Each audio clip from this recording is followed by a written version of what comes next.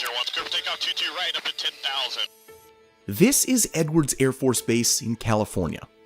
Dawn breaks over the desert as a strange aircraft taxis onto the runway. Its nose stretches an unprecedented 11 meters, nearly a third of its entire length. Where other planes have a cockpit, this one doesn't appear to have any windows. Since the early days of supersonic travel, one major problem has remained unsolved, something no one has even attempted since the tragic story and retirement of the Concorde: breaking the sound barrier without the boom. No one, that is, except NASA. Behind closed doors, their top engineers have been secretly working on a highly advanced aircraft. The mission? Build a supersonic jet without the explosive sonic boom. Hey, I'm your host Regis, and today we're uncovering how NASA has been secretly developing the most advanced supersonic jet.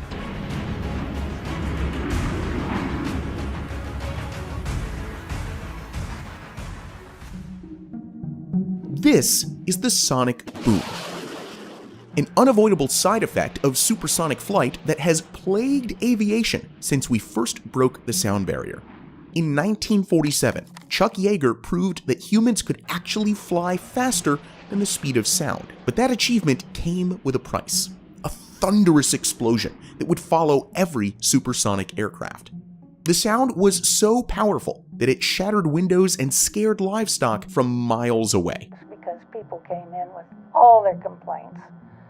One lady complained that her chickens quit laying eggs. Whenever a sonic boom came, her chickens quit laying eggs. And there were lots of windows broken in the city, and people were complaining about that.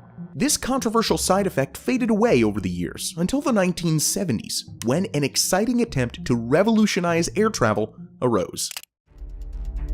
The Concorde emerged as a symbol of the future, a sleek, delta-winged marvel promising to shrink our world by flying at twice the speed of sound. Crossing the Atlantic Ocean in just 3.5 hours, the Concorde offered an onboard experience that felt futuristic for its time. Since passengers couldn't hear the sonic booms from inside the cabin, a large display showed their speed as a reminder of just how fast they were flying. But the contrast between the Concorde's luxurious onboard experience and that of the people who lived beneath its flight path sparked unexpected backlash. What was a marvel to some became a menace to others. Public outrage grew, and soon, one by one, nations began closing their airspace to supersonic travel over land. Instead of linking continents in record time, the Concorde was pushed out to the fringes of the world, and its routes were confined to open oceans. Still, it endured for nearly 3 decades, a relic of a future that never fully arrived. And then came the crash. In 2000, Air France Flight 4590 burst into flames upon takeoff, killing all on board and shattering the future of the Concorde. Public confidence crumbled overnight. With its high operating costs already straining its future, the tragedy delivered the final blow. By 2003, the last Concorde touched down for good, not because we had given up on supersonic travel, but because we had never solved its most fundamental flaw: the sonic boom that made it unwelcome in the skies. To understand why this problem was so difficult to solve, we need to take a look at what actually creates a sonic boom in the first place. The moment an aircraft punches past the sound barrier, it doesn't just create a single boom. It drags a continuous shockwave behind it, like a speedboat carving a wake through water. These merged waves then hit the ground as a sonic boom, measuring around 105 decibels, about as loud as a techno club in Germany. For 50 years, engineers tried to tame this phenomenon. They adjusted shapes and modified designs, but the laws of physics seemed unbeatable. The boom was considered an unchangeable fact of supersonic flight. Until now.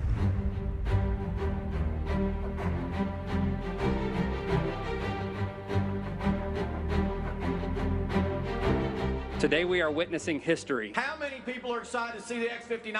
With its revolutionary quiet supersonic technology. NASA's X-59 is about to achieve what many thought impossible: supersonic flight with a sound no louder than a car door closing. That's the difference between a clap of thunder and a gentle knock, a reduction of 105 decibels to just 75. But achieving this meant completely rethinking everything we knew about aircraft design. To understand how engineers actually accomplished this, we need to go back to the drawing board. Literally. Designing an aircraft that could trick the laws of physics required a tool that didn't exist in the Concorde era: supercomputers.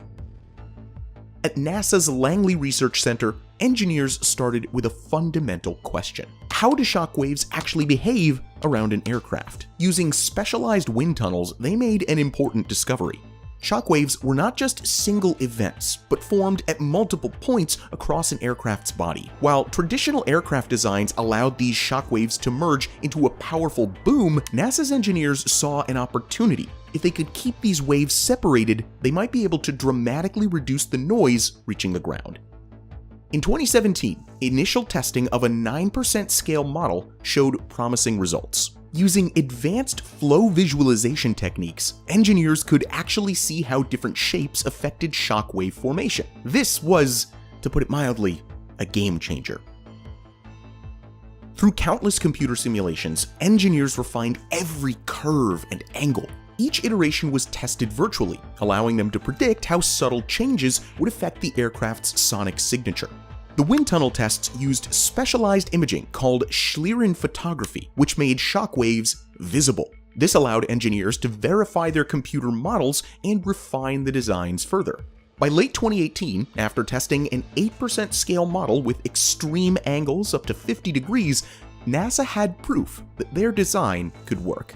The question was no longer if they could quiet the boom, but how to build an aircraft around this revolutionary shape. The answer would push manufacturing technology to its limits and force pilots to completely rethink how they fly. What you're looking at might seem like a mistake. An aircraft with proportions so unusual, even experienced test pilots questioned its feasibility. As a test pilot, the first time I looked at the design, I went, really had some questions about that. The most striking feature is its nose, stretching an incredible 11 meters, which is larger than a school bus, 1/3 of the aircraft's total length. But this shape isn't just for show, it's about shaping the ripples it leaves behind. At supersonic speeds, air actually behaves a lot like water. Imagine a speedboat that, instead of leaving large waves, creates a gentle wake, kind of like a kayak's. The long nose helps the aircraft to slice through the air so that the shock waves gradually diffuse along the body, reducing the impact of the sonic boom. But this unique nose design created another problem, one that would force engineers to completely reimagine how pilots fly supersonic aircraft.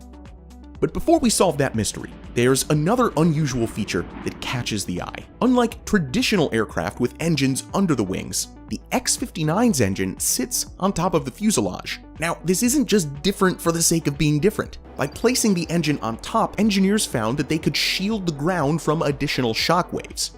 Now, let's talk about one of the most puzzling things about the X-59. The cockpit is not at the front of the aircraft. So how do you fly a jet when you can't see what's in front of you? Well, the solution is something straight out of science fiction. Because this particular jet has no regular way to look forward, NASA placed ultra-high definition cameras for external viewing. So yes, this is a jet with no front windows. The X-59 doesn't have a forward-facing window, so I won't be able to see where I'm going without a little help. At NASA, we've developed the external vision system. But what happens if this critical system fails? Don't panic. If the XVS were to go dark mid-flight, the X-59 isn't flying blind. Test pilots have already proven that they can bring it down safely without the high-tech display. How? Well, by falling back on old-school instincts and some backup visual cues, like the side windows, the canopy's limited view, and a steady stream of critical flight data from the avionics. Basically, even if there is a glitch, this jet will still know how to find the runway.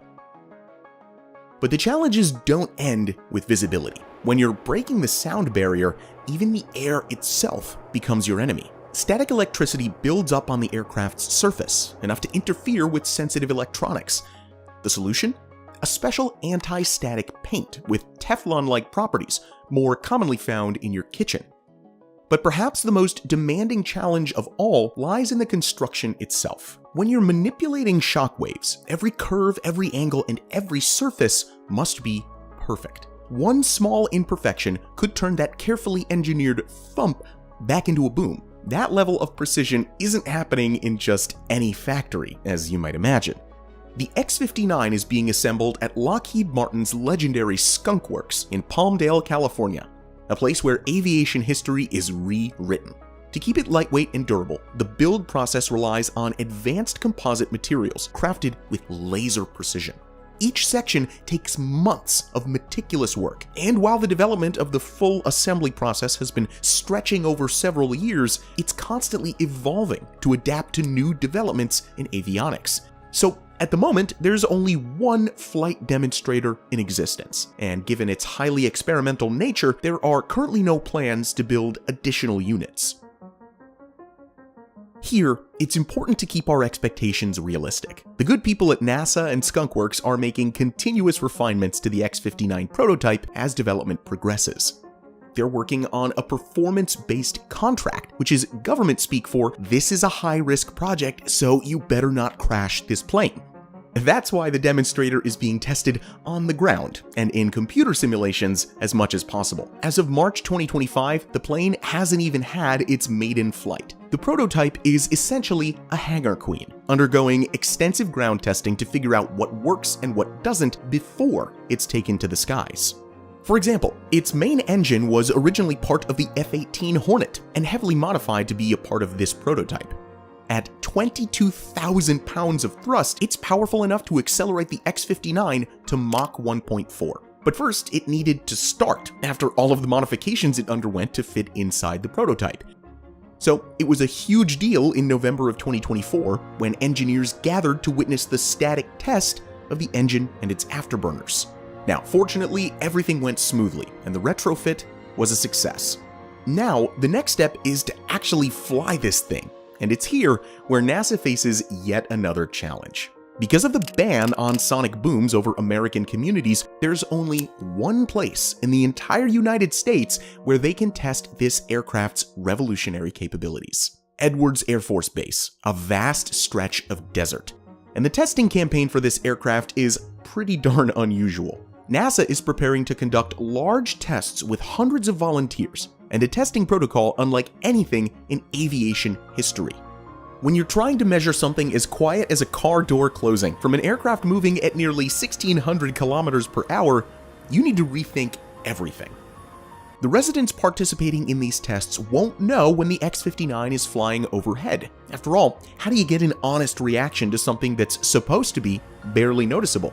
So they set out to build exact replicas of the average American home. Then, NASA plans to design experiments using dozens of speakers to simulate the sound of supersonic flight. Their goal is to find out how much noise people could tolerate if supersonic jets flew overhead. So, now the next question is what happens if they succeed? Studies show that most of potential supersonic routes are over land. And for these routes, we've been forced to fly at less than half the speed we're capable of, all because of the sonic boom problem. Let's put that into perspective for a moment. New York to Los Angeles, 5 hours today. With supersonic flight, that would be cut to 2 hours and 40 minutes. The X-59 is planned to have its maiden flight by late 2025. And by 2027, NASA will present its findings to the International Civil Aviation Organization and the FAA. But as per usual, there's a catch. For the first time in aviation history, regulations won't just be based on technical measurements. They'll be determined by human perception. The success of the X-59 doesn't just depend on engineering. It depends on what people feel and hear in their everyday lives. So what do you think about NASA's X-59 jet? Could supersonic travel make a comeback in the near future? Let us know your thoughts in the comments down below. As always, Thank you so much for watching, and we'll see you in the next video.